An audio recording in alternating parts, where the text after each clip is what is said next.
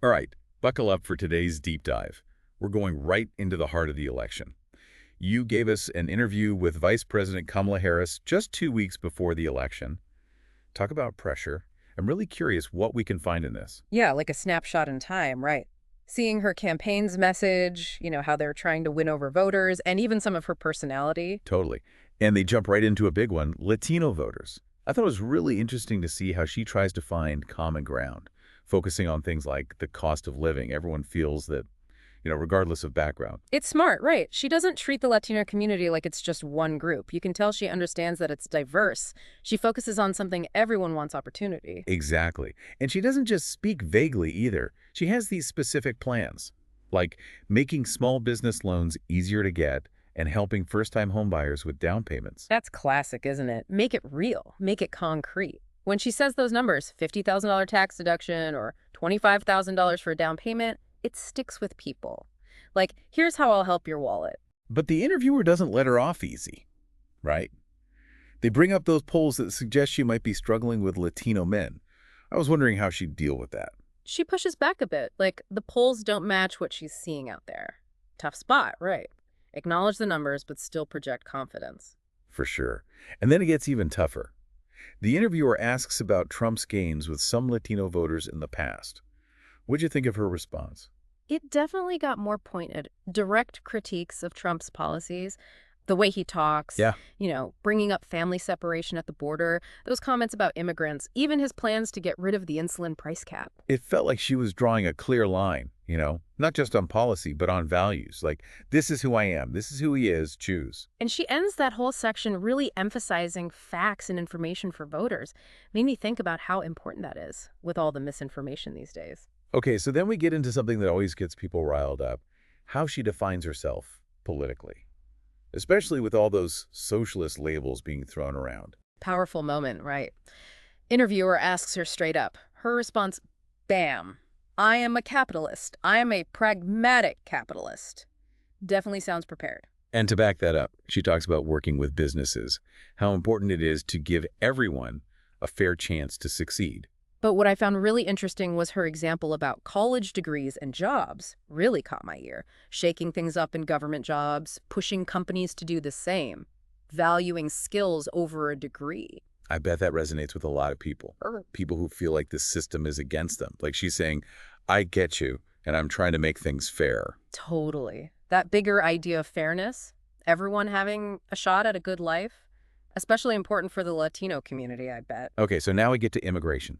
Always a big one, especially for Latino families. The interviewer brought up her past statement about being tough on immigration. Wanted to hear more about that. Her time as a prosecutor probably matters here, I'd guess. Talking about taking down criminal organizations, trafficking, gives her some weight when she talks about border security. Right, addressing those concerns. But also setting up her ideas for broader changes. Then she brings up that bipartisan bill that went nowhere, accuses Trump of wanting to campaign on the problem, not fix it. Gets to the heart of it, right? Can you be tough on the border but also compassionate towards immigrants? She's arguing that you can. And it feels like a really central message. But then the interviewer gets pretty tough, asking if Trump actually won on immigration, if Democrats are failing on things like a pathway to citizenship. Makes her defend her party and really spell out what she wants to see happen. What do you think of what she said? She got passionate there. You could hear it. Defending immigrants, outlining her own approach, trying to appeal to voters who want a secure border, but also a humane system. Tough, right? Yeah, walking a tightrope for sure. Speaking of tough, the interviewer shifts to foreign policy, which, as they point out, is something a lot of Latino voters really care about. And they start with Venezuela. Maduro being accused of rigging the election to stay in power. Wondered how Harris would handle that one. Takes a strong stance, that's for sure. Emphasizing respecting the will of the people. Kind of a jab at Maduro there. But she also sets a limit. No U.S. military action. Sticking with sanctions. Yeah. Tricky balance, huh? Yeah. Supporting democracy, but not wanting to get dragged into another country's mess. Then they go to Mexico. Just elected their first female president. Huge. Right. Harris offers congrats, points to shared interests like tackling those trafficking networks, collaborating on science and technology, positive tone, cooperation, common ground. But then the interviewer kind of throws a curveball. Brings up these concerns about threats to Mexican democracy, because of some constitutional changes. This is where it got interesting. It is. Because here we see a different side of Harris. She admits pretty openly that she hasn't looked into those changes, can't really comment. Some might see that as a weakness, but I kind of like the honesty, not pretending to know everything. Right. Even someone in her position can't be on top of every little thing. Shows she's willing to say, I don't know, instead of just, like, spouting talking points. Yeah, exactly. And it shows how complicated these global issues are, always changing too. Okay, so then we get to the home stretch. The election itself. What comes after? Harris says she hopes for fast results, but, acknowledges there could be delays.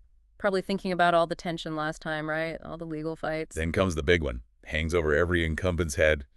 What happens if you don't win? Classic politician answer, right? Confident, I intend to win, and I will win. That optimism mixed with, I'm gonna fight. But the interviewer pushes a little further.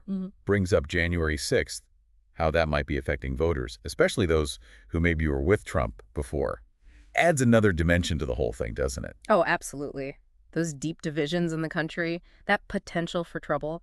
Harris doesn't shy away either. She goes into this whole condemnation of Trump, his actions, what he says, even mentions those big names who've said he's unfit, a danger. Strong ending, for sure. Trying to get her base fired up, maybe pull in some undecided. Yeah, it's interesting how she uses that moment to draw a real contrast between her and her opponent on policy and just, who they are.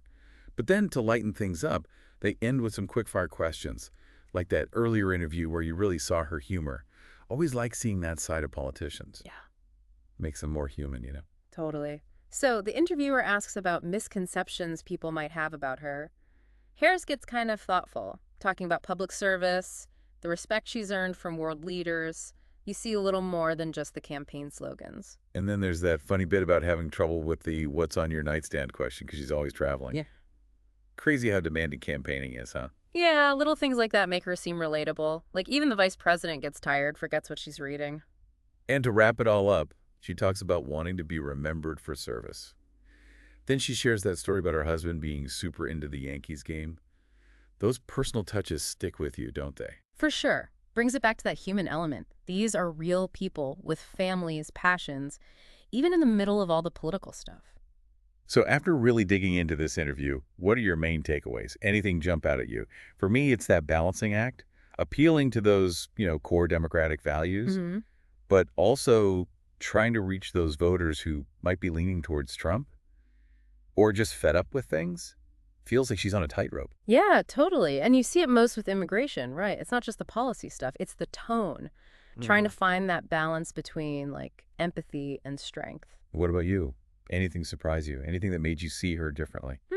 I was really struck by how much she talks about facts and information, almost like she's, urging voters to really dig in, be careful about what they're hearing. That's a good point. Easy to get caught up in all the talk. This interview felt like, okay, take a breath, think about what you're hearing from both sides. Exactly. Not just who gives the best speech. It's about looking deeper, thinking about what those policies, those approaches really mean. Makes you think about your own sources, right? Who you trust, how you figure out what's real. This whole deep dive has given me a lot to chew on as we get closer to the election. It's like she's saying, don't just believe me or anyone, go figure it out for yourself. Powerful message. And I think it ties into something we've seen a lot in this interview, that sense of responsibility as a leader, but also as a citizen. We all have a part to play in this. Absolutely. This isn't just about Kamala Harris, it's about us.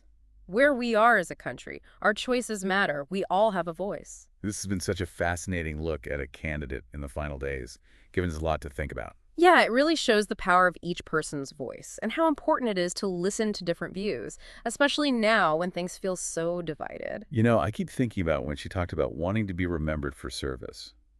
It's a good reminder that beyond all the politics, there are real people here. Those personal moments really stick with you. They help us see past the political part, connect with the person. So as we wrap up, I want to ask you this. What really stood out to you? What surprised you? And most importantly, what will you take away from this as you head to the polls? Think about it. And thanks for joining us.